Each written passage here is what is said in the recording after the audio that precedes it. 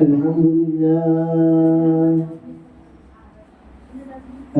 لله نحمده ونستعينه ونستغفره ونؤمن به ونتوكل عليه ونعوذ بالله من شرور أنفسنا ومن سيئات أعمالنا من يهده الله فلا مضل له ومن يضلله فلا هادي له ونشهد أن لا إله إلا الله وحده لا شريك له ونشهد أن سيدنا وسندنا ونبينا ومولانا محمدا عبده ورسوله أما بعد فأعوذ بالله من الشيطان الرجيم بسم الله الرحمن الرحيم الحمد لله الذي أنزل على عبده الكتاب ولم يجعل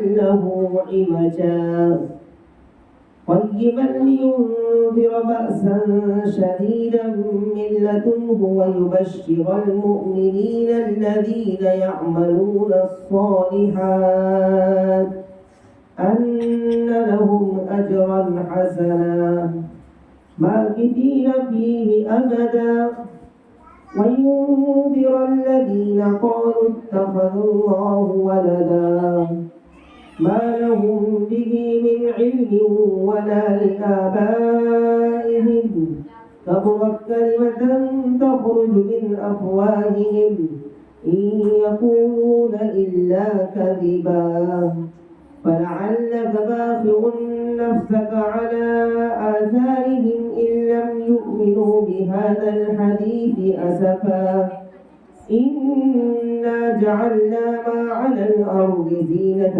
لها لنبلوهم أيهم أحسن عملا وإنا لجاعلون ما عليها صعيدا جرزا أم حسبت أن أصحاب الكهف والرقيم كانوا من آياتنا عجبا إذ أوى الفتية إلى الكهف فقالوا ربنا آتنا من لدنك رحمة وهيئ لنا من أمرنا رشدا صدق الله العظيم.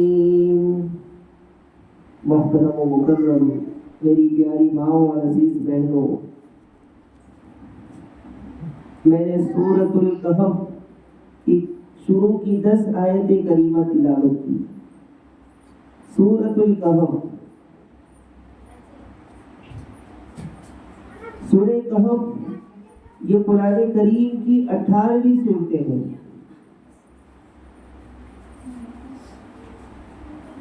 اس سورت کے اندر 110 آیتیں ہیں اور 12 رکوع ہیں. اس کے اندر 15 پارے کے اندر یہ سورت ہے. آدھا پارہ ختم ہونے کے بعد یہ سورت شروع ہوتی ہے. یہ سورت کیوں نازل ہوئی اور کیسے نازل ہوئی، اس کی کیا وجہ بنی؟ ہر سورت کے، ہر آیت کے نازل ہونے کی کوئی وجہ ہوتی ہے جس کو شان نزول کہتے ہیں. شان نزول یعنی کیوں نازل ہوئی، اس سورت کے نازل ہونے کی وجہ کیا بنی، اس کو شان نزول کہتے ہیں. پہلے ترجمہ سن لیں. تمام تعریفیں اس اللہ کی ہیں جس نے اپنے بندے پر کتاب نازل کیا اور اس میں کوئی کجی نہیں پیدا کی اور اس میں کوئی ٹیڑھا پن نہیں ہے. کتاب کے اندر کوئی کمی نہیں ہے، کوئی کسر نہیں ہے. یعنی یہ کتاب جو ہے یہ مکمل کتاب ہے، محفوظ کتاب ہے، اس میں کوئی کمی زیادتی نہیں ہے. قیما لینذر، بلکہ سب ٹھیک ٹھاک رکھا تاکہ وہ ڈرائے اپنے پاس سے سخت ترین عذاب سے. یبشر المؤمنین، اور ایمان لانے والے اور نیک عمل کرنے والوں کو جنت کی بشارت دی. جو ایمان والے ہیں اور نیک کام کرنے والے ہیں ان کو جنت کی بشارت سنا رہے ہیں کہ بے شک ان کے لیے بہت بہترین بدلہ ہے، یعنی جنت ماکثین فیہا ابدا، اور وہ اس میں ہمیشہ ہمیش رہنے والے۔ تو اس سورت کے نازل ہونے کی وجہ کیا بڑی، پہلے یہ سن لیں شان نزول ترجمے کی بات۔ ہمارے نبی صلی اللہ علیہ وسلم کے زمانے میں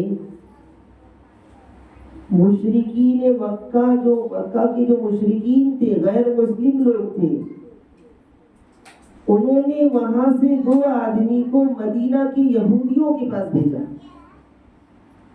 مکہ کے مشرکین نے 2 آدمی کو مدینہ کے یہودیوں کے پاس بھیجا، یہودی علماء کے پاس۔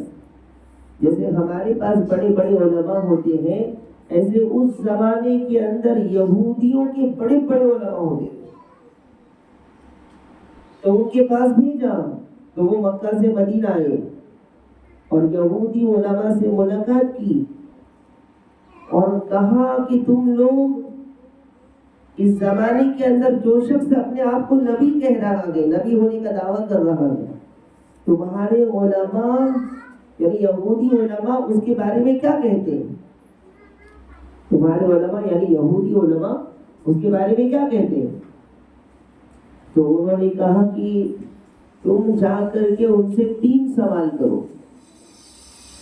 یہودیوں نے کیا کہا کہ تم جا کر کے اس نبی سے جو اپنے آپ کو نبی اور رسول کہہ رہا ہے 3 سوال کرو۔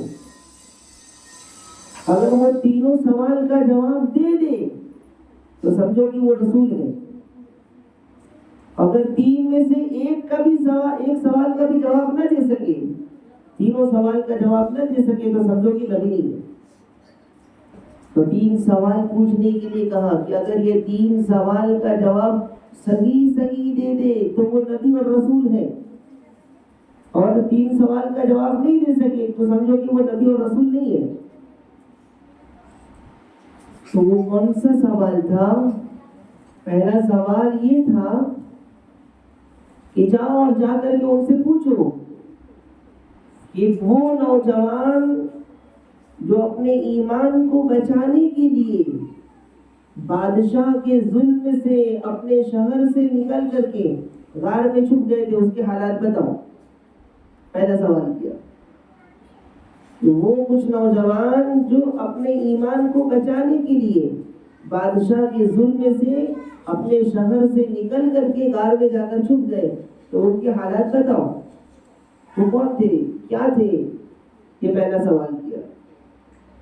دوسرا سوال کیا کہ اس شخص کے بارے میں ہمیں بتاؤ جس نے مشرق سے مغرب تک کا سفر کیا، یعنی پوری دنیا کا سفر کیا، مشرق سے مغرب تک کا سفر کیا، اس شخص کا نام بتاؤ، اس شخص کے بارے میں بتاؤ۔ یہ دوسرا سوال۔ اور تیسرا سوال یہ کیا کہ روح کے بارے میں بتاؤ، روح کیا چیز ہے۔ یہ 3 سوال بتایا تو وہ یہودی ہمارے نبی صلی اللہ علیہ وسلم کے پاس گئے، اور ہمارے نبی صلی اللہ علیہ وسلم کے پاس آنے کے بعد انہوں نے یہ سوال کیا کہ ہمیں آپ سے کچھ سوال کرنا ہے، اگر آپ نبی ہیں تو ان سوالوں کا جواب دیں۔ تو کہا کیا سوال ہے؟ تو کہا کہ پہلا سوال یہ ہے کہ وہ نوجوان جو بادشاہ کے ظلم سے اپنے ایمان کو بچانے کے لیے غار میں چھپ گئے تھے، وہ کون تھے، ان کے حالات بتاؤ۔ دوسرا سوال یہ کہ اس شخص کے بارے میں جس نے مشرق سے مغرب تک کا سفر کیا، ان کے حالات بتاؤ۔ اور تیسرا روح کے بارے میں، یہ 3 سوال کیا۔ تو ہمارے نبی صلی اللہ علیہ وسلم نے فرمایا کہ ٹھیک ہے میں بتاؤں گا، ٹھیک ہے میں بتاؤں گا۔ تو پھر یہ سورت نازل ہوئی، اور اس میں سب سے پہلے تو اس سورت کا نام کیا ہے؟ سورۃ الکہف۔ کہف کہتے ہیں عربی زبان کے اندر غار کو، غار جو بڑا غار ہوتا ہے، بڑے بڑے پہاڑوں کے اندر بڑے غار ہوتے ہیں جس کے اندر آدمی آرام سے جا کر رہ سکتا ہے، کئی لوگ جا کے اندر رہ سکتے ہیں۔ تو ایسے غار کو کہف کہتے ہیں. اور جو چھوٹا غار ہوتا ہے اس کو عربی زبان میں غار بھی کہتے ہیں. غار بھی عربی زبان کا لفظ ہے. اذ ہما فی الغار قرآن میں ہے. لیکن جو بڑا غار ہوتا ہے اس کو کہف کہتے ہیں. کہف. تو چونکہ اس سورت کے اندر سب سے پہلے جو بیان کیا گیا ہے وہ ان نوجوانوں کے واقعات بیان کیے گئے ہیں جو بادشاہ کے ڈر سے، ظالم بادشاہ کے ڈر سے غار میں جا کر چھپ گئے تھے. تو اصحاب کہف کہتے ہیں ان کو. کیا کہتے ہیں؟ اصحاب کہف. تو اسی کی نسبت سے اس پوری سورت کا نام کیا رکھا؟ سورۃ الکہف، غار والی سورت. اور ان نوجوانوں کو کیا کہتے ہیں؟ اصحاب کہف. تو اس سورت کا نام ہے سورۃ الکہف. اور اس میں سب سے پہلے بیان کیا اصحاب کہف کا واقعہ، پوری تفصیل سے بیان کیا. اور دوسرے نمبر پر جو دوسرا سوال کیا ہے وہ اس دوسرے سوال کا جواب آگے آ رہا ہے. ذوالقرنین کا واقعہ. حضرت ذوالقرنین بڑے بادشاہ تھے، سکندر اعظم تھے، ان کا واقعہ آگے آ رہا ہے. اور تیسرا اس میں حضرت موسیٰ علیہ السلام اور حضرت خضر علیہ السلام کا واقعہ بیان کیا ہے. اور اسی طریقے سے کچھ لوگوں نے اللہ کے لیے بیٹا ہونے کا دعویٰ کیا تھا تو اللہ نے اس کی بھی تردید کی ہے اس میں. اور روح کے بارے میں سورہ بنی اسرائیل کے اندر آ چکا ہے روح کی حقیقت کیا ہے. تو یہ سورہ کہف بہت فضیلت والی صورتیں ہیں. اس کی بڑی فضیلت حدیث کے اندر آئی ہے، لیکن عام طور پر اس کی تلاوت ہم نہیں کرتے. قیامت کی بڑی نشانیوں میں سے ایک بہت بڑی نشانی دجال ہے. دجال. اور پوری دنیا میں سب سے بڑا دھوکہ اور سب سے بڑا فریب اگر کوئی دے سکتا ہے تو وہ دجال. سب سے بڑا ظالم اگر کوئی ہوگا تو دجال ہوگا. دجال جس کو کالا دجال بھی کہتے ہیں. اور یہ قیامت سے پہلے پہلے نکلنے والا ہے. بہت بڑا فتنہ ہے. ہمارے نبی صلی اللہ علیہ وسلم ہمیشہ اللہ کی پناہ مانگتے تھے دجال سے، اور صحابہ کو بھی ڈراتے تھے اور ہمیں بھی ڈرایا کہ دجال سے اللہ کی پناہ مانگو. تو دجال آئے گا تو پوری دنیا کو برباد کر دے گا اور پوری دنیا کے کونے کونے میں جا کر کے تباہی مچائے گا. تو میں دجال کے بارے میں آج نہیں کہتا ہوں، لیکن کوشش کروں گا کہ کل دجال کے حالات آپ کو سناؤں. اور اسی طریقے سے اس سورت کے اندر یاجوج ماجوج کا بھی ذکر ہے. یاجوج ماجوج. تو انشاءاللہ آئندہ کل کوشش کروں گا کہ دجال کے حالات اور یاجوج ماجوج کون ہیں، کہاں رہتے ہیں، ان کے حالات کیا ہیں، اور قیامت کی نشانیاں جو 10 بڑی علامتیں بتلائی گئی ہیں قیامت کی، وہ بھی انشاءاللہ بتانے کی کوشش کروں گا اللہ. تو دجال کے فتنے سے حفاظت کا وعدہ فرمایا ہمارے نبی نے سورت کے اندر.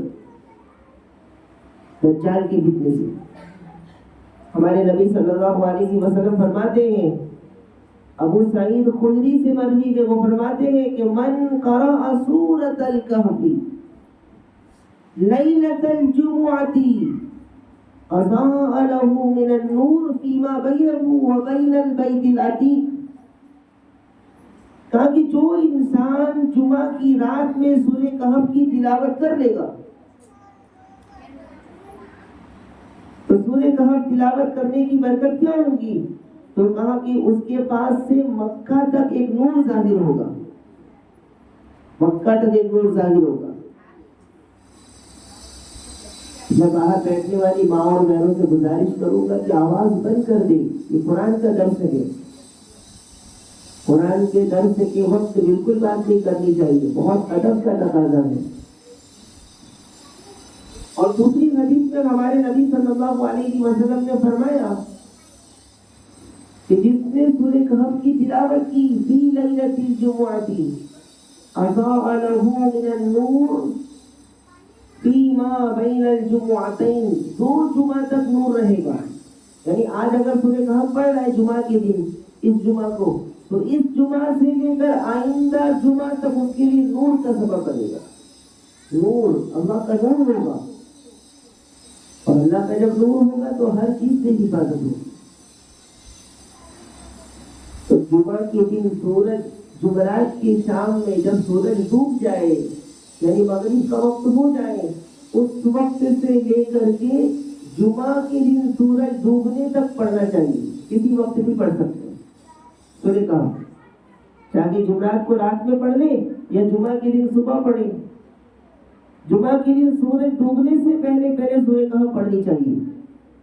ہر فرد کو پڑھنا چاہیے.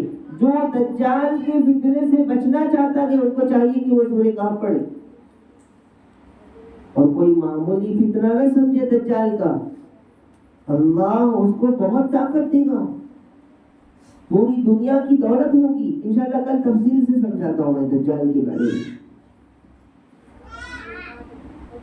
تو وہ حدیث میں نے آپ کو سنا دی کہ جو سورہ کہف پڑھے گا تو اس کے پاس سے لے کر مکہ تک نور ہوگا، اور ایک حدیث میں ہے کہ اس کے پاس سے لے کر آسمان تک نور ہوگا، اور ایک حدیث میں ہے کہ 2 جمعہ تک نور کا سبب ہوگا، اس جمعہ سے لے کر آئندہ جمعہ تک. اور ہمارے نبی صلی اللہ علیہ وسلم نے ایک حدیث میں فرمایا، یہ تو پورے سورہ کہف کی بات ہو گئی، لیکن ایک حدیث میں آتا ہے کہ من حفظ 10 آیات من اول سورۃ الکہف، کہ جس نے سورہ کہف کی شروع کی 10 آیتیں یاد کر لی، جس نے سورہ کہف کی شروع کی 10 آیتیں یاد کر لیا اور اس کو پڑھنے لگا، تو عصم من فتنۃ الدجال، تو وہ دجال کے فتنے سے محفوظ رہے گا. یہ ہمارے نبی کا وعدہ ہے کہ جو سورہ کہف کی شروع کی 10 آیتیں پڑھ لے گا، یاد کر لے گا، تو دجال کے فتنے سے اللہ اس کی حفاظت فرمائے گی. اور دوسری حدیث میں ہے من حفظ العشر الاواخر من سورۃ الکہف، کہ جو سورہ کہف کی آخر کی 10 آیتیں یاد کر لے گا، پڑھ لے گا، تو اس کو اللہ تعالیٰ دجال کے فتنے سے محفوظ رکھے گا. اور ایک حدیث کے اندر آتا ہے کہ من قرأ 3 آیات من اول سورۃ الکہف عصم من فتنۃ الدجال، کہ جو سورہ کہف کی شروع کی 3 آیتیں یاد کر لے گا، دجال سے اس کی بھی حفاظت ہوگی. تو الگ الگ حدیث جمع ہو گئی. بعض حدیثوں میں پورے سورہ کہف پڑھنے کی بات ہے، اور بعض حدیث میں سورہ کہف کی 10 آیتیں حفظ کرنے کی بات ہے، اور ایک حدیث کے اندر سورہ کہف کی آخر کی 10 آیتیں، اور ایک حدیث کے اندر شروع کی 3 آیتیں. تو الگ الگ اللہ تعالیٰ کی طرف سے انعام ہے کہ پوری سورت یاد کر لو، پوری سورت پڑھو. نہیں پڑھ سکتے تو کم سے کم شروع کی 10 آیتیں یا آخر کی 10 آیتیں پڑھو، یا آخری درجے میں کم سے کم شروع کی 3 آیتیں تو پڑھ دو، تو اللہ دجال کے فتنے سے بچائے گا. اور ہمارے زمانے میں دجال نکلنے کے بہت امکانات ہیں. ہمارا جو زمانہ چل رہا ہے یہ قیامت سے پہلے کا زمانہ ہے، بلکہ بعض اللہ والوں نے تو کہا کہ اب دجال نکلنے کا وقت بالکل قریب ہے، بہت قریب ہے کہ دجال باہر آ جائے. اور فتنہ دجال بڑا خطرناک ہے، پتہ نہیں ہمارے ایمان کا کیا ہوگا. اس لیے ہمیشہ دجال کے فتنے سے اللہ کی پناہ چاہنی چاہیے کہ اللہ دجال کے فتنے سے ہماری حفاظت فرمائے. بہت سخت چیز ہے یہ. تو اس لیے سورہ کہف کا اہتمام کریں، ارادہ کریں کہ انشاءاللہ اس جمعہ سے پابندی کے ساتھ سورہ کہف پڑھیں گے انشاءاللہ. تو اس سورت کے اندر اب میں نے شان نزول بھی بتا دیا کہ یہ سورت کیوں نازل ہوئی. اس لیے کہ یہودیوں کے پاس گئے تھے کچھ مشرکین مکہ، 2 آدمی، اور انہوں نے آ کر کے ہمارے نبی صلی اللہ علیہ وسلم سے سوال کیا. تو آپ نے کیا فرمایا کہ میں جواب دوں گا، میں بتلاؤں گا۔ تو جب یہ سورت نازل ہوئی تو سب سے پہلے اصحاب کہف کا واقعہ آیا اس کے اندر۔ اصحاب کہف کا واقعہ اصل میں کسی زمانے کے اندر ہمارے نبی صلی اللہ علیہ وسلم سے بھی پہلے کی بات ہے۔ اس زمانے کے اندر ایک بادشاہ تھا جس کا نام تھا دقیانوس، بڑا ظالم بادشاہ تھا، متکبر بادشاہ تھا، اور وہ اسلام کو نہیں مانتا تھا، اللہ کو نہیں مانتا تھا، بلکہ کسی اور مذہب اور مذہب کو مانتا تھا۔ بعضوں نے کہا کہ عیسائی مذہب کو مانتا تھا، بعضوں نے الگ بات کہی، لیکن وہ ظالم تھا، بڑا ظالم بادشاہ تھا۔ تو اس زمانے کے اندر کچھ نوجوان تھے جو اللہ کو مانتے تھے اور اللہ کی عبادت کرتے تھے، اللہ کو مانتے تھے، اللہ پر ایمان تھا کہ اللہ ہے اور ہم اللہ کی عبادت کرتے ہیں اور ہمیں اللہ کے پاس جانا ہے، اللہ کو جواب دینا ہے۔ تو بادشاہ کو یہ بات پتہ چل گئی کہ ہماری قوم میں کچھ لوگ ایسے ہیں جو اللہ کو مانتے ہیں۔ تو ان کو دربار میں بلایا، اور دربار میں بلانے کے بعد کہا کہ تمہارا مذہب کیا ہے، تمہارا مذہب کیا ہے؟ تو دیکھیے جن کے اندر ایمان ہوتا ہے وہ کسی سے ڈرتے نہیں ہیں۔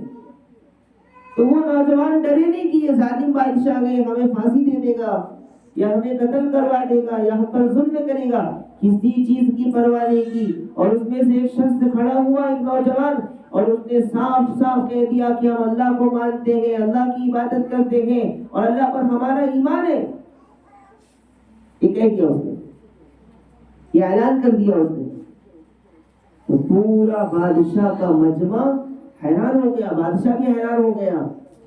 اب تک تو چھپ کر کے وہ لوگ اللہ کو مان رہے تھے، لیکن اب تو کھل کر کے کہا انہوں نے، اپنے ایمان کو ظاہر کر دیا انہوں نے، اپنے ایمان کا اعلان کر دیا انہوں نے۔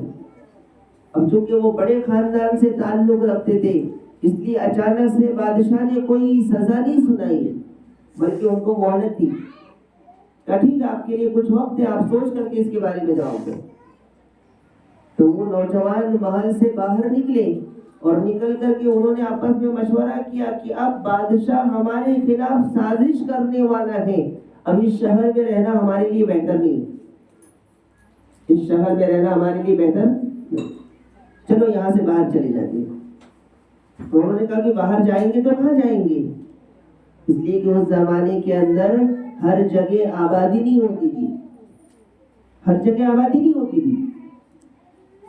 آگے بات کرنے سے پہلے میں ایک بات عرض کر دوں، ہمارا ایک عقیدہ ہے والبعث بعد الموت، مرنے کے بعد دوبارہ زندہ ہونا، کہ ہم مریں گے اور مرنے کے بعد دوبارہ زندہ ہوں گے، مرنے کے بعد دوبارہ زندہ کیے جائیں گے قیامت میں، آخرت میں۔ تو کچھ لوگ اس زمانے کے اندر، حتیٰ کہ ہمارے نبی صلی اللہ علیہ وسلم کے زمانے میں بھی کچھ لوگ مرنے کے بعد دوبارہ زندہ ہونے کا انکار کرتے تھے کہ انسان مرے گا، پھر مرنے کے بعد اس کو دفن کیا جائے گا یا تو جلایا جائے گا، اس کی راکھ بن جائے گی، اس کا جسم ختم ہو جائے گا، تو زندہ کیسے ہوگا دوبارہ؟ انکار کرتے تھے وہ، ہمارے نبی کے زمانے میں بھی کرتے تھے، اور آج بھی دوسرے مذہب والوں کا یہ یقین ہے، عقیدہ ہے کہ مرنے کے بعد دوبارہ زندہ نہیں ہونا ہے، ختم۔ لیکن مسلمانوں کا عقیدہ ہے کہ مرنے کے بعد دوبارہ زندہ ہونا ہے اور اپنے ہر عمل کا حساب دینا ہے، ہر عمل کا حساب دینا ہے۔ ایک ایک چھوٹے سے چھوٹے کام، یہاں جو درس میں بیٹھے اس کا بھی حساب اللہ کی طرف سے، کھانے کا حساب، پانی کا حساب، سانس لینے کا حساب، ایک ایک گھڑی کا حساب ہوگا، ایک لمحے کا بھی حساب وہاں پر بچے گا نہیں، سب حساب دینا اللہ کو۔ تو خیر یہ ہمارا عقیدہ ہے، ہمیں اس پر یقین رکھنا چاہیے، ایمان مفصل کے اندر آتا ہے۔ تو ان نوجوانوں نے پھر مشورہ کیا کہ ہم کہاں جائیں گے؟ تو کہا کہ وہ پہاڑ ہے شہر کے باہر، اور اس پہاڑ کے اندر ایک غار ہے، چلو اس غار میں جا کر چھپ جائیں گے۔ تو وہ لوگ گئے اور جا کر کے اس غار میں چھپ گئے۔ لیکن غار میں چھپنے کا جب مشورہ ہوا تو انہوں نے سوچا کہ ہم غار میں جائیں گے تو صحیح، لیکن غار میں جانے کے بعد ہمیں کھانا پینا کہاں سے ملے گا، ہم کیا کھائیں گے کیا پیئیں گے، یہ فکر ہونے لگی انہیں۔ خیر آخرکار وہ لوگ بیچارے غار میں چلے گئے اور غار میں جا کر کے چھپ گئے، اور غار کا نقشہ اس انداز کا تھا کہ اس غار کے اندر سورج کی روشنی نہیں جاتی تھی۔ غار کا منہ ایسا بنا ہوا تھا کہ غار کے اندر سورج کی روشنی نہیں جاتی تھی، صبح میں بھی نہیں جاتی تھی، دوپہر میں بھی نہیں جاتی تھی، شام میں بھی نہیں جاتی تھی اس کے اندر سورج کی روشنی۔ یہ اللہ کی قدرت، ایسا غار بنا ہوا تھا کہ اس میں سورج کی روشنی پہنچتی نہیں تھی۔ تو وہ لوگ غار کے اندر گئے اور بیچارے پریشان بھی تھے، تھکے ہوئے تھے، تو اندر جانے کے بعد سو گئے، اندر جانے کے بعد سو گئے، ان کو نیند لگ گئی، ان کو نیند لگ گئی، اور ان کے ساتھ ایک کتا بھی تھا، کتا وہ بھی سو گیا، کتا بھی۔ آگے اللہ تعالیٰ سورہ کہف کے اندر فرماتے ہیں ام حسبت ان اصحاب الکہف والرقیم کانوا من آیاتنا عجبا، کیا تم نے سوچ لیا کہ اصحاب کہف یعنی غار والے اور رقیم والوں کا واقعہ ہماری نشانیوں میں سے کچھ تعجب کی چیز ہے؟ اذ اوی الفتیۃ الی الکہف، ذکر ہے اس وقت کا جب کہ کچھ نوجوانوں نے غار میں پناہ لے لی، تو انہوں نے کہا کہ ہمارے پروردگار ہمیں اپنی خاص رحمت عطا کیجیے اور ہمارے کاموں میں ہماری رہنمائی کیجیے۔ فضربنا علی آذانہم فی الکہف سنین عددا، تو ہم نے ان کے کانوں پر تھپکی مارا، وہ جب غار میں گئے تو کانوں پر تھپکی دیا، اس لیے بچوں کو جب تھپکی دیتے ہوں گے کان پر ان کے سر پہ تو وہ سو جاتے ہیں، تو اصحاب کہف بھی سو گئے۔ اب کتنے دن تک سوئے، کیسے سوئے، یہ اللہ کی قدرت۔ تو کہا کہ سو گئے وہ غار کے اندر، اور اللہ نے ایسا نظام بنایا کہ سورج، چونکہ جب انسان سویا ہو اور سورج کی روشنی اس کے اوپر پڑنے لگے تو انسان کی نیند کھل جاتی، کتنی بھی گہری نیند میں سویا ہو، جب سورج کی روشنی مسلسل اس کے اوپر پڑنے لگے، اس کی آنکھوں کے اوپر، تو گرمی کی وجہ سے یا آنکھ میں تکلیف ہونے کی وجہ سے تھوڑی دیر میں اس کی آنکھ کھل جاتی ہے۔ تو اللہ کی قدرت ایسی تھی کہ اس غار کے اندر سورج کی روشنی نہیں جاتی تھی، اور وہ سو گئے، اور ان کا کتا بھی سو گیا۔ کلبن کا لفظ ہے سورہ کہف کے اندر، تو بعضوں نے کہا کہ کلبن سے کتا ہی شیر مراد ہے، یہاں پر شیر۔ بعضوں نے کہا کہ ہر پھاڑنے والے درندے کو کلبن کہتے ہیں، لیکن صحیح یہ ہے کہ کتا ہی ہوگا۔ تو وہ لوگ سو گئے اور ان کا کتا بھی سو گیا۔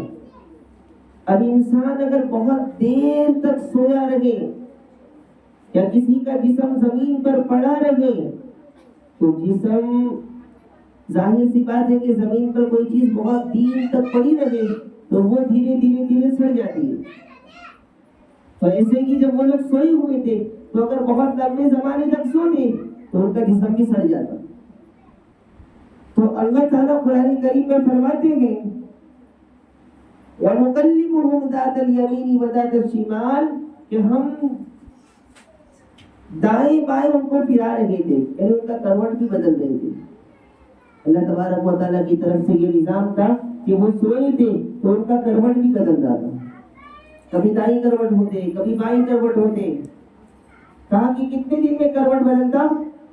تو بعض روایتوں میں ہے کہ 1 سال میں 1 مرتبہ، اللہ کی قدرت۔ اور بعض روایتوں میں کہ 1 سال میں 2 مرتبہ کروٹ بدلتا تھا۔ تو کتنے سال سوئے ہوں گے وہ لوگ؟ آپ کتنے سال تک سو سکتے ہیں؟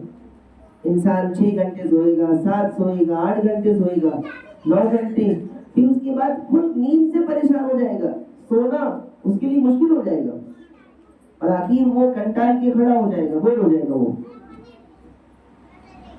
تو وہ جب سو گئے تو اللہ تعالیٰ کی طرف سے یہ نظام تھا کہ ان کی کروٹیں بھی بدل رہی تھی، اور یہاں تک بھی آتا ہے کہ جب وہ کروٹ بدلتے تو کتا بھی کیا کرتا، اپنے دائیں کان کو بچھاتا اور اس پر سو جاتا، پھر جب کروٹ بدلتے تو بائیں کان کو بچھاتا اور اس پر سو جاتا. یہ نظام چلتا رہا، یہ نظام چلتا رہا. اچانک سے پھر ان کی آنکھ کھل گئی. اصحاب کہف میں سونے والوں کی آنکھ کھلی. اب ایک سوال یہ پیدا ہوتا ہے کہ وہ لوگ کتنے تھے، اصحاب کہف کتنے تھے؟ تو قرآن کریم نے کہا سیقولون ثلاثۃ رابعهم کلبهم. کسی نے کہا کہ 3 تھے اور چوتھا ان کا کتا تھا.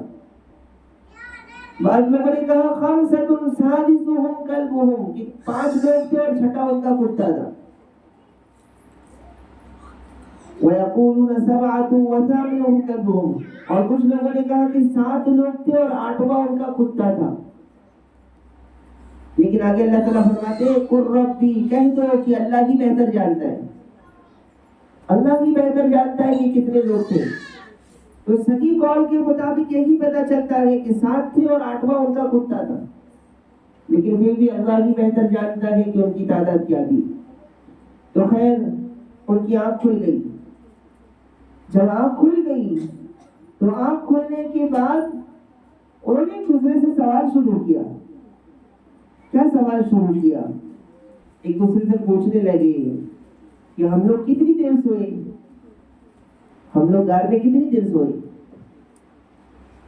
کتنی دیر سوئے. یہ سوال کیا انہوں نے. تو جب انہوں نے یہ سوال کیا تو پھر الگ الگ اس کے جواب آئے. ایک دوسرے سے پوچھ رہے کہ ہم لوگ کتنی دیر سوئے. وَكَذَلِكَ بَعَثْنَاهُمْ لِيَتَسَاءَلُوا بَيْنَهُمْ قَالَ قَائِلٌ مِّنْهُمْ كَمْ لَبِثْتُمْ کتنی دیر سوئے تم لوگ. فقالوا کچھ لوگوں نے کہا اس میں سے کہ ہم تو 1 دن سوئے یا اس سے بھی تھوڑی دیر سوئے. 1 دن سوئے یا آدھا دن سوئے. قرآن کہہ رہا ہے. تو وہ 7 لوگ تھے اور 7 لوگوں کی جب آنکھ کھلی تو کچھ نے پوچھا کہ ہم کتنا یہاں پر سوئے، کتنے دن تک. تو کسی نے کہا کہ 1 دن یا آدھے دن. اور کچھ لوگوں نے کہا کہ تمہارا رب بہتر جانتا ہے کہ تم کتنا سوئے ہو. تو صحیح روایت کے مطابق 309 سال تک سوئے ہو. 309 سال تک. یہ تو اللہ کی قدرت ہے.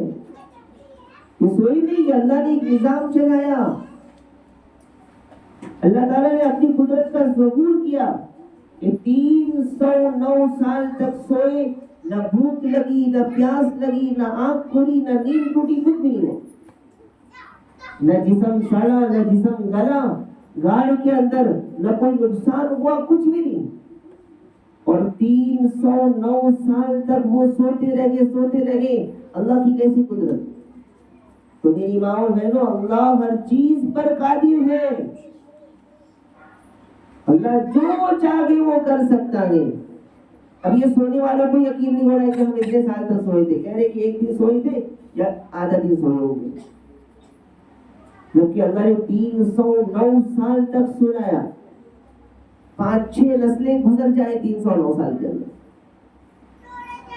اب جب آنکھ کھلی تو بھوک کا تقاضا ہوا. چونکہ مرے نہیں تھے تو زندہ تھے تو بھوک لگنا تھا ان کو. تو انہوں نے کہا کہ ہمیں تو بھوک لگ رہی ہے، ایک کام کرو بازار جاؤ اور کھانے کی کوئی چیز لے کر کے آؤ. بازار جاؤ اور کھانے کی چیز لے کر کے آؤ. ایک شخص کو بھیجا.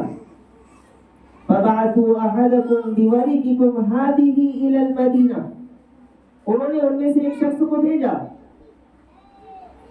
اپنا پیسہ دے کر کے. جو ان کے پاس پیسہ تھا اس زمانے کا وہ پیسہ دے کر کے بھیجا. جب وہ لوگ گاڑ میں گئے تھے تو کچھ پیسے بھی ان کے پاس تھے. تو جب آنکھ کھلی اور بازار بھیجنے لگے تو اپنا پیسہ دے کر کے بھیجا. کہا کہ یہ پیسے لے کر جاؤ اور بازار سے کھانے کی کوئی چیز لاؤ.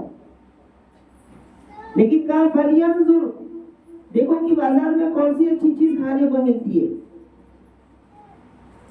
فَلْيَأْتِكُمْ بِرِزْقٍ مِّنْهُ وَلْيَتَلَطَّفْ وَلَا يُشْعِرَنَّ بِكُمْ أَحَدًا اور سنبھل کر جانا، کہیں کسی کو پتہ نہ چل جائے. اس لیے کہ اگر پتہ چلے گا کہ ہم وہی ہیں تو پھر وہ بادشاہ کو پتہ چلے گا اور بادشاہ ہم پر ظلم کرے گا. وہ یہ سوچ رہے. سمجھ میں آئی بات. کہہ رہے کہ جاؤ کھانے کی چیز لے کر کے آؤ اور سنبھل کر جانا، کہیں کسی کو پتا نہ چلے کہ ہم وہی لوگ ہیں جو غار میں چھپے ہیں، ورنہ بادشاہ کو پتا چلا تو بادشاہ ظلم کرے گا۔ تو وہ ایک شخص گیا اور جانے کے بعد بازار پہنچا۔ جب بازار پہنچا اور سامان لیا، وہ سامان لینے کے بعد پیسے دینے کی بات آئی تو پیسہ دیا انہوں نے۔ جب پیسہ دیا تو دکان والا حیران ہو گیا، جب پیسہ دیا تو دکان والا حیران ہو گیا، اور دکان والے نے دیکھا کہ یہ پیسہ تو الگ ہے، ہو سکتا ہے کہ اس آدمی کو کہیں سے خزانہ مل گیا ہے۔ وہ دکان والا کیا سوچ رہا ہے؟ ہو سکتا ہے کہ اس آدمی کو کہیں سے خزانہ مل گیا ہے۔ بیجاپور میں بھی سب کے ذہن میں ہے کہ ہمارے گھروں میں خزانہ ہے، ہر گھر کے نیچے خزانہ ہے بیجاپور کے اندر۔ تو وہ دکان والے نے سوچا کہ شاید اس کو خزانہ مل گیا، اور اس نے آزو بازو جتنے دکان تھے ان کو جمع کیا اور کہا کہ دیکھو اس کا پیسہ تو کون سا پیسہ ہے، لگتا ہے کہ اس کو کہیں خزانہ مل گیا، چلو اس کو بادشاہ کے پاس لے جاؤ، اس کے پاس خزانہ ہوگا تو بادشاہ کے پاس لے جاؤ۔ اب اس کو بیچارے کو کچھ بھی واقعہ نہیں معلوم، وہ تو اٹھے تھے اور بازار سے کھانے کی کوئی چیز لینے کے لیے گئے تھے، اور ان کے پاس جو پیسہ تھا وہ پیسہ لے کر کے گئے تھے، اور اس کو معلوم نہیں کہ جس زمانے میں ہم لوگ تھے وہ بادشاہ بھی مر گیا اور پوری قوم بھی ختم ہو گئی، اور 309 سال گزر گئے، اور آج کا زمانہ الگ ہے اور آج کے پیسے بھی الگ ہیں، یہ ان کو معلوم ہے، ان کو نہیں معلوم۔ تو جب دکان والے نے 309 سال پہلے کا پیسہ دیکھا تو سوچا کہ اس کو کہیں سے کوئی بڑا خزانہ مل گیا ہے، اور اس زمانے کا جو بادشاہ تھا وہ بہت دیندار، بہت اللہ والا، بہت اللہ کو ماننے والا تھا، لیکن اس زمانے کے اندر جو دیندار بادشاہ تھا، اس زمانے میں کچھ لوگ ایسے تھے جو مرنے کے بعد دوبارہ زندہ ہونے کا انکار کرتے تھے۔ دیکھیے کہاں سے کہاں اللہ تعالیٰ نے یہ کیا انتظام۔ تو اس زمانے میں کچھ بڑے لوگ ایسے تھے جو مرنے کے بعد دوبارہ زندہ ہونے کا انکار کرتے تھے کہ نہیں، مرنے کے بعد دوبارہ زندہ نہیں ہونا، اور یہ کیسے ہو سکتا ہے؟ مرنے کے بعد انسان سڑ جائے گا، گل جائے گا، بہہ جائے گا، ختم ہو جائے گا، تو وہ دوبارہ زندہ کیسے ہوگا؟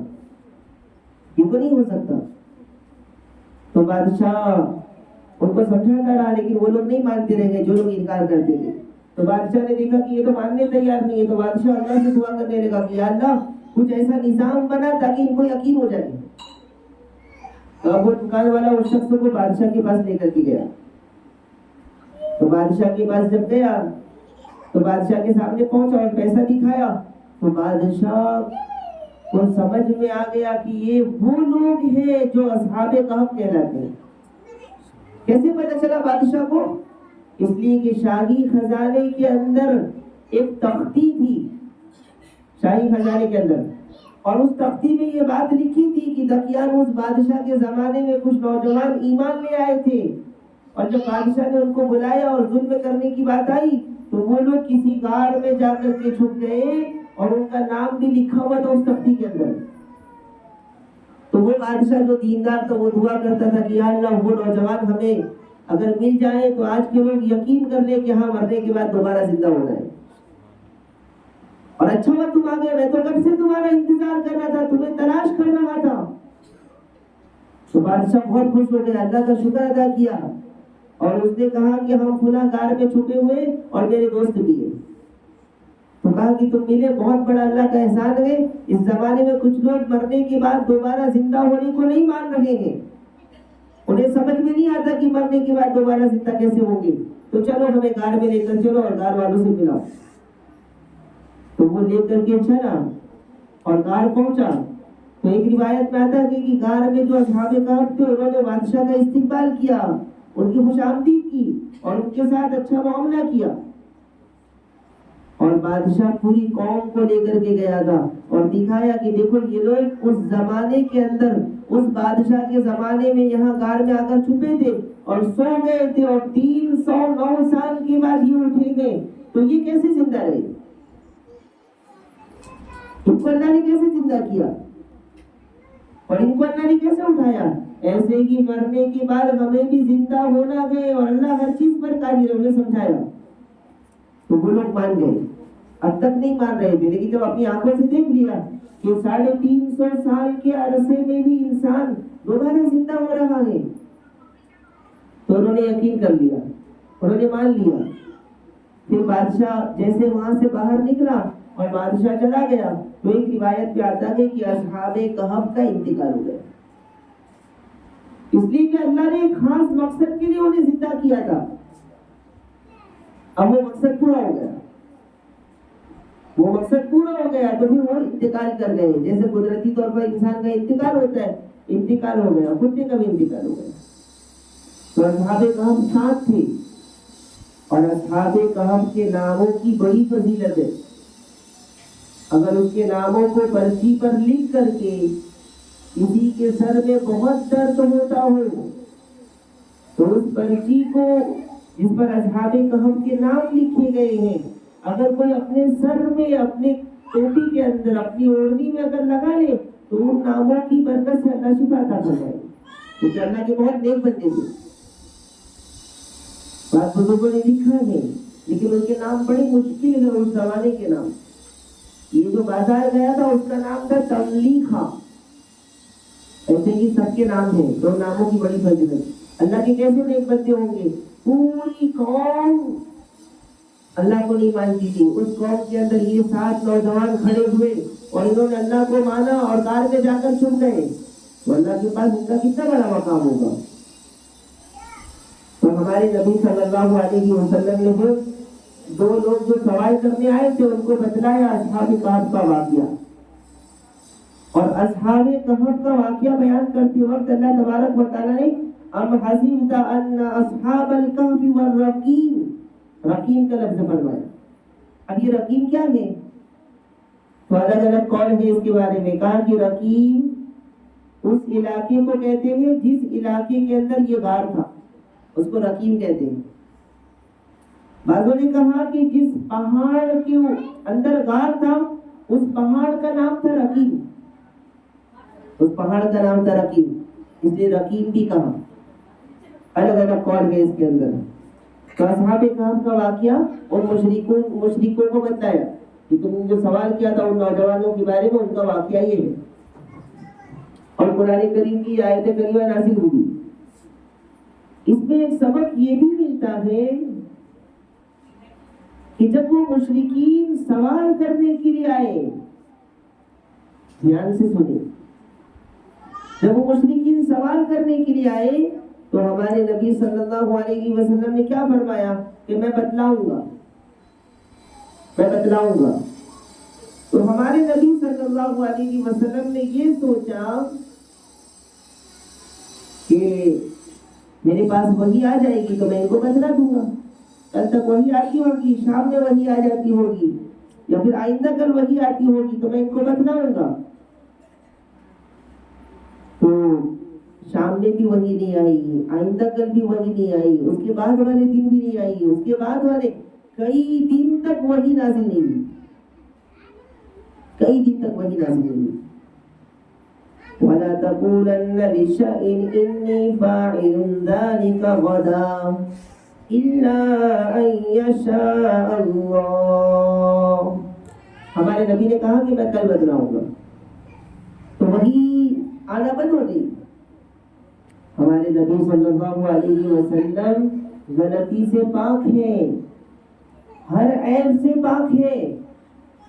ہمارے نبی صلی اللہ علیہ وسلم سے اگر ایسا کوئی عمل ہوتا ہے تو وہ امت کو پیغام دینے کے لیے ہوتا ہے، امت کی تعلیم کے لیے ہوتا ہے، ورنہ ہمارے نبی سے غلطی نہیں ہو سکتی. ہمارے نبی تو معصوم ہیں، انبیاء معصوم ہوتے ہیں، انبیاء غلطی سے پاک ہوتے ہیں، انبیاء سے غلطی نہیں ہو سکتی.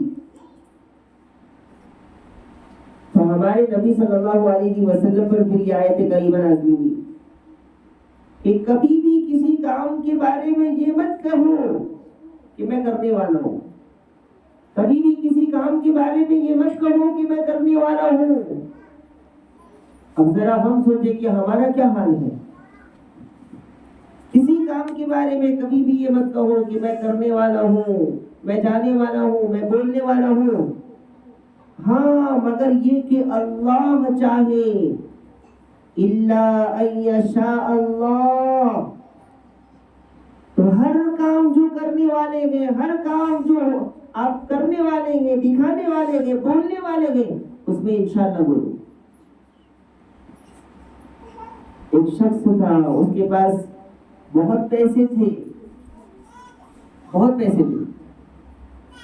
تو اس نے کہا کہ مجھے بھینس خریدنی ہے. اس نے کہا مجھے بھینس خریدنی ہے. تو اس کے دوست نے کہا کہ انشاءاللہ بولو، انشاءاللہ بولو، انشاءاللہ مجھے بھینس خریدنی ہے. اس نے کہا انشاءاللہ کی کیا ضرورت ہے، پیسے میرے پاس ہے، بازار مجھے معلوم ہے کہاں پر ہے، بھینس کہاں ملتی ہے مجھے معلوم ہے، بھینس پہچانتا ہوں میں، پیسے میرے پاس ہے، میں جاؤں گا بھینس خرید لوں گا، انشاءاللہ کی کیا ضرورت. اس کے دوست نے کہا کہ نہیں، بغیر انشاءاللہ کے کوئی. بھینس دیکھا، بھینس خریدی، بھینس لیا، اور بھینس خریدنے کے بعد جب پیسے دینے کی بات آئی تو اس کے جیب میں پیسے ہی نہیں. اب بڑا پریشان ہو گیا بیچارہ، حیران ہو گیا. اب رونے لگا، اس لیے کہ سارے پیسے گم ہو گئے، بہت پیسے تھے اس کے پاس، وہ سارے پیسے گم ہو گئے. اب بیچارہ روتا ہوا، پریشان ہوتا ہوا اپنے گھر آیا تو وہ دوست ملا اس کو، تو پوچھا کہ کیا ہوا، بھینس خرید لی؟ تو کہا نہیں، انشاءاللہ میرے پاس پیسہ تھا، انشاءاللہ میں بھینس لینے جا رہا تھا، انشاءاللہ میں گاڑی پہ بیٹھا، ہر چیز میں انشاءاللہ بولنے لگا. تو انشاءاللہ میں جا رہا تھا، انشاءاللہ بھینس بھی دیکھی، اور انشاءاللہ میرا پیسہ چوری ہو گیا. تو کہا کہ ایسا انشاءاللہ نہیں بولنا، پہلے سے انشاءاللہ بولنا. تو بغیر انشاءاللہ کے کوئی کام ہو ہی نہیں سکتا. تو ہمارا یہ یقین ہونا چاہیے. اس لیے میری مائیں اور بہنیں اپنی زبان پر ہر وقت انشاءاللہ. آپ کا بچہ بھی اگر کچھ کہتا ہے تو فوراً کہیں کہ بیٹا انشاءاللہ بولو، ورنہ انشاءاللہ کے بغیر وہ کام نہیں ہو سکتا. اس لیے اللہ تعالیٰ نے آیت کریمہ نازل فرمائی اور تنبیہ فرمائی ہمارے نبی صلی اللہ علیہ وسلم کو، اور قیامت تک آنے والے لوگوں کو پیغام دیا کہ بغیر انشاءاللہ کے کچھ بھی نہیں ہو سکتا. بغیر انشاءاللہ کے یعنی اللہ کی مرضی کے بغیر کچھ بھی نہیں ہو سکتا، کوئی کچھ نہیں کر سکتا، کسی کی کوئی طاقت نہیں ہے. تو انشاءاللہ اگر اللہ نے چاہا تو میں آپ کو بتلا دوں گا، اگر اللہ نے چاہا تو میں یہ کام کر لوں گا. اور جو کام ہو چکا ہے اس پر ماشاءاللہ کہیں، ماشاءاللہ، ماشاءاللہ کہیں، الحمدللہ کہیں. یہ کچھ جملے ہماری زبان پر ہمیشہ جاری ہونا چاہیے. ماشاءاللہ، الحمدللہ، سبحان اللہ، انشاءاللہ، لا حول ولا قوت الا باللہ، یہ الفاظ ہونے چاہیے. جیسا جیسا موقع ہو ویسے کریمیں ہمیں کہنے چاہیے. لیکن بغیر انشاءاللہ کے ہمارا کوئی کام مکمل نہیں ہو سکتا. جب اللہ کے رسول صلی اللہ علیہ وسلم کو تنبیہ کی اللہ نے کہ آپ نے انشاءاللہ نہیں بولا تھا، اس لیے وحی بند ہو گئی تھی، اور بہت دنوں کے بعد پھر وحی اتری. اور وحی جب اتری تو اس میں پوری سورت کے ساتھ ساتھ یہ آیت بھی نازل ہوئی کہ کسی کام کے بارے میں کبھی یہ مت کہو کہ میں کرنے والا ہوں، بلکہ یہ کہو کہ ہاں جو اللہ چاہے گا وہ ہوگا. انشاءاللہ اللہ کی مرضی کے بغیر کچھ بھی نہیں ہو سکتا، ہمارا تو یقین ہے. تو یہ تھا اصحاب کہف کا واقعہ. بڑے دیندار، بڑے ایمان والے. تو میری ماں اور بہنوں، ہمیں بھی چاہیے کہ اپنے ایمان کو بنائیں، اپنے ایمان کو مضبوط کریں، اپنے ایمان کی حفاظت کریں، اپنے ایمان کی قدر کریں. آج ہمارا ایمان اتنا کمزور ہو گیا، اتنا کمزور ہو گیا کہ ہم نماز کے لیے بھی کھڑے نہیں ہو رہے. اذان ہو رہی ہے، اذان کی آواز کانوں میں آ رہی ہے، لیکن ہم نماز پڑھنے کے لیے مصلی پر آنے تیار نہیں.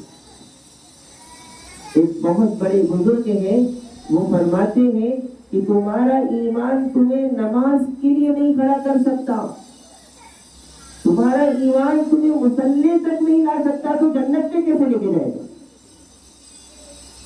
اتنا کھوکھلا ایمان، اتنا کمزور ایمان جو ہمیں نماز تک نہیں لے کے جا رہا ہے، ہم نماز پڑھنے کے لیے مصلی پر کھڑے نہیں ہو رہے گے تو وہ ایمان ہمیں جنت میں داخل کا سبب کیسے بنے گا؟ اس لیے دعا کرنی ہے اللہ تعالیٰ سے کہ اللہ ہمیں ایمان کامل نصیب فرما، ایمان کی حقیقت، ایمان کی محبت نصیب فرما۔ یہ اصحاب کہف کا ایمان تھا جو بادشاہ سے نہیں ڈرے، جو بادشاہ کے محل میں بھی نہیں ڈرے، اور بادشاہ کے سامنے بغیر کسی خوف کے، بغیر ڈرے ہوئے اپنے ایمان کو ظاہر کیا اور اللہ کے ایک ہونے کا اعلان کیا کہ اللہ ایک ہے۔ تو اس سے ایک سبق یہ بھی ملتا ہے کہ ہمیں دین کے معاملے میں کسی کی پرواہ نہیں کرنی چاہیے،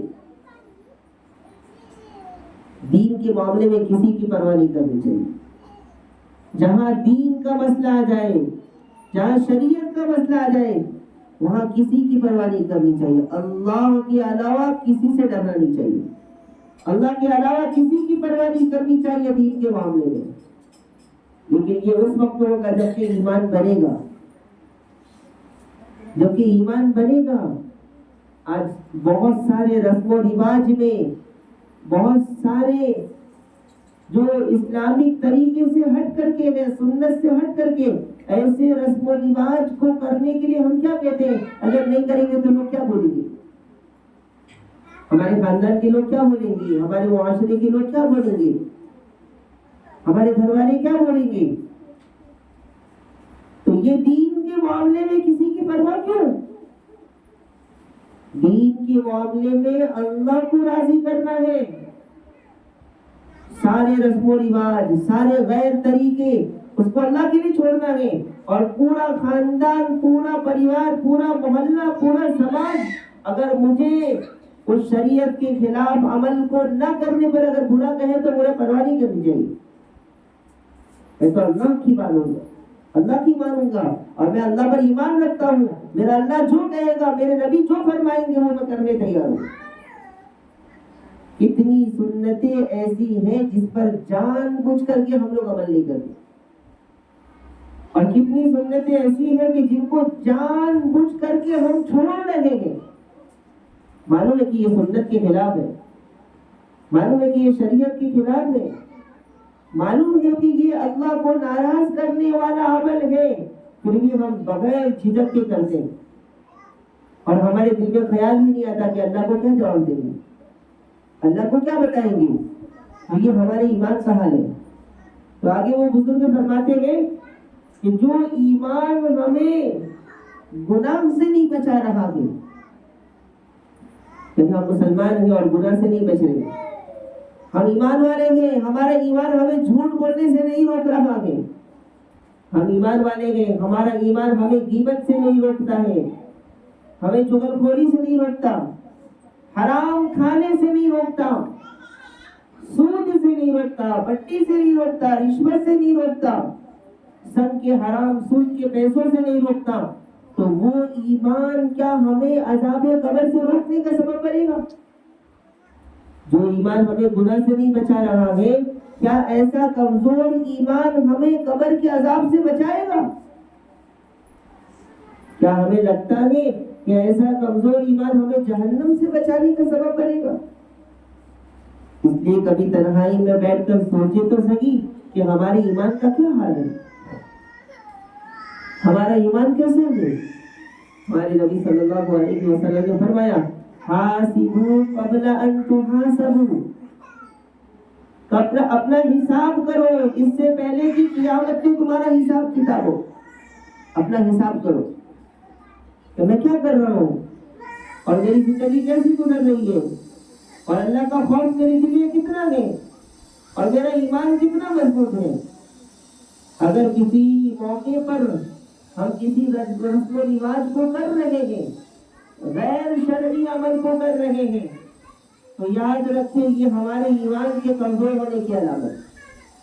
اگر نماز کا وقت ہے اور ہم جان بوجھ کر کے نماز چھوڑ رہے ہیں تو یہ ہمارے ایمان کے کمزور ہونے کی علامت۔ اگر ہم جھوٹ بول رہے ہیں، جھوٹ بولنے سے نہیں بچ رہے ہیں، غیبت کر رہے ہیں، لوگوں کی چغلخوری کر رہے ہیں، کسی پر الزام لگا رہے ہیں، تہمت لگا رہے ہیں، تو یاد رکھیں کہ ہمارے ایمان کے کمزور ہونے کی علامت۔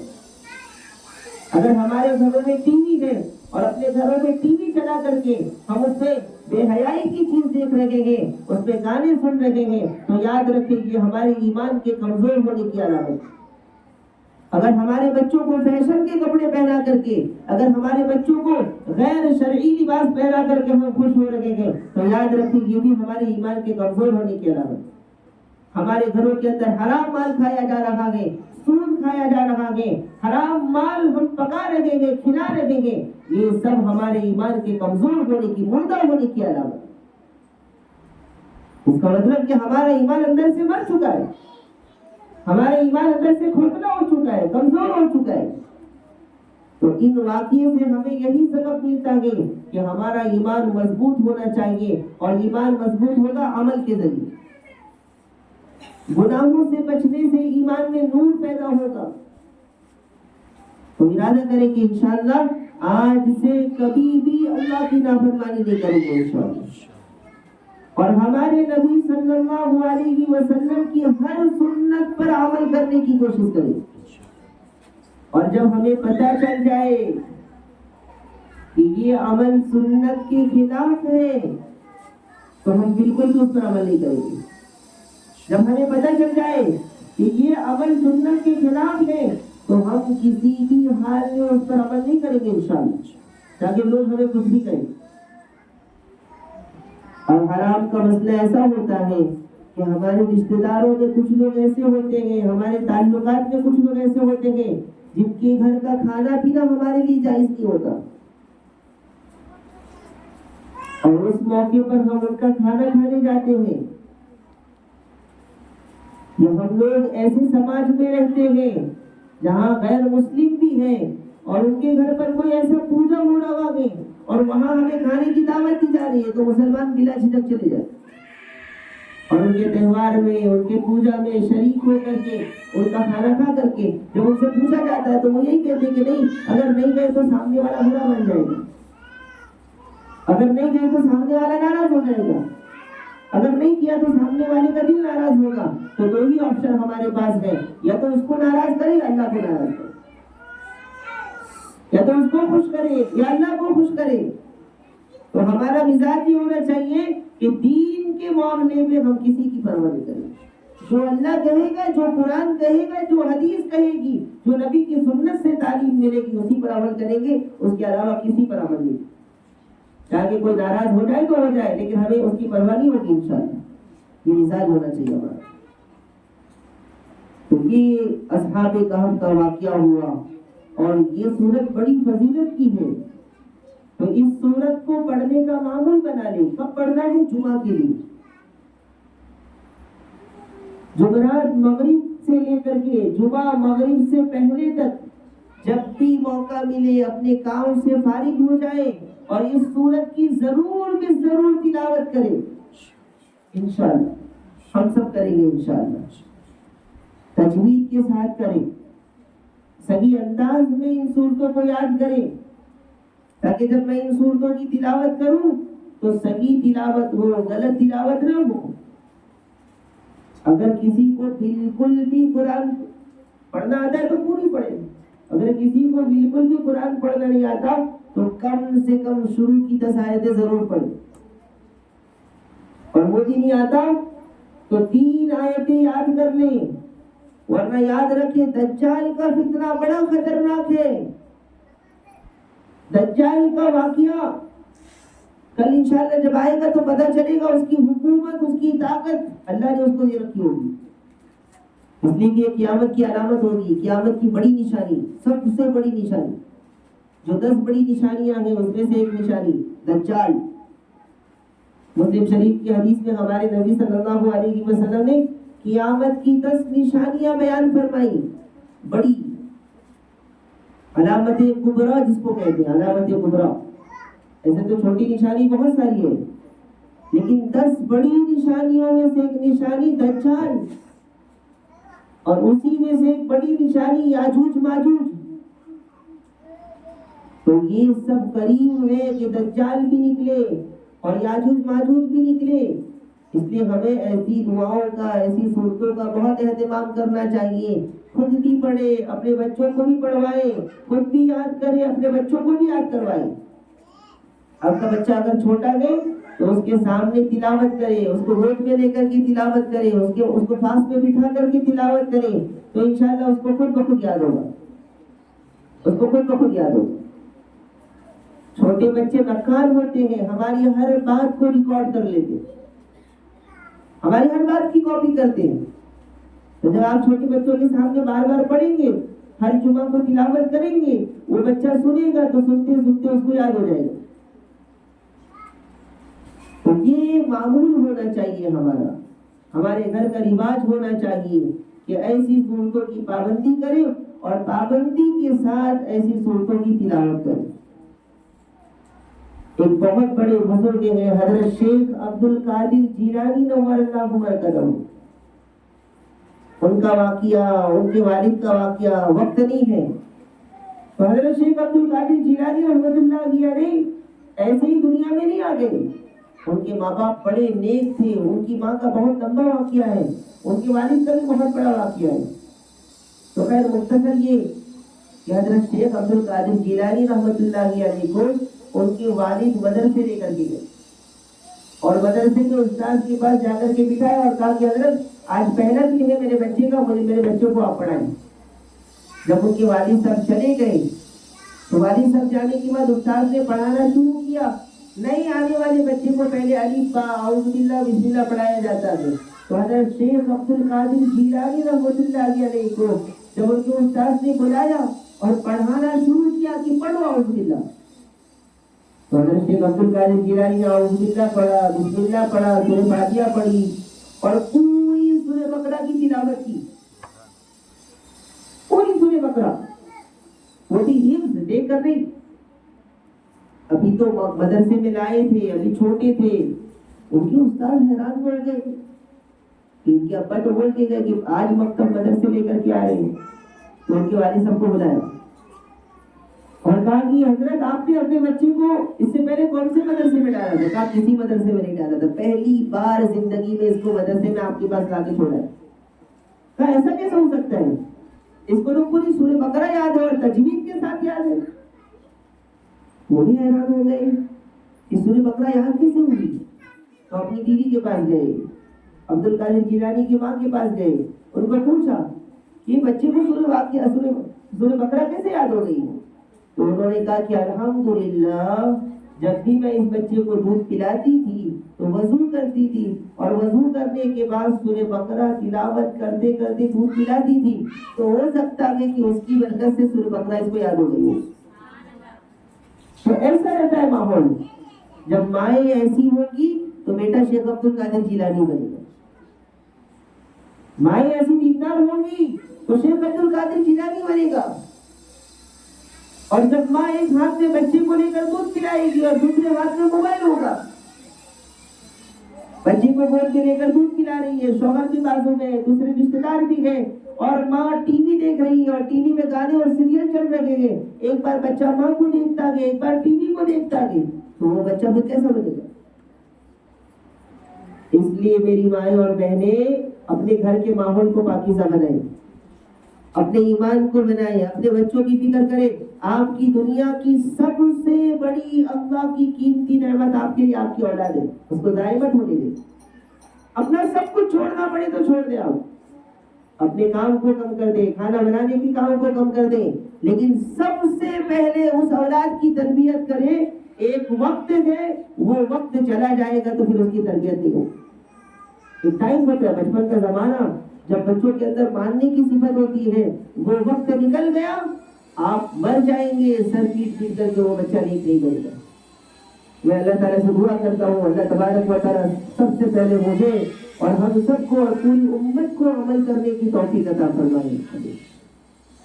آئندہ کل انشاءاللہ دجال کے بارے میں، دجال کون ہے، کہاں سے نکلے گا، کیا طاقت ہوگی اس کے پاس، یاجوج ماجوج کہاں سے نکلیں گے، یاجوج ماجوج کی تعداد کتنی ہے، کیسے ہوں گے، انشاءاللہ یہ ساری باتیں آئندہ کل آئیں گی.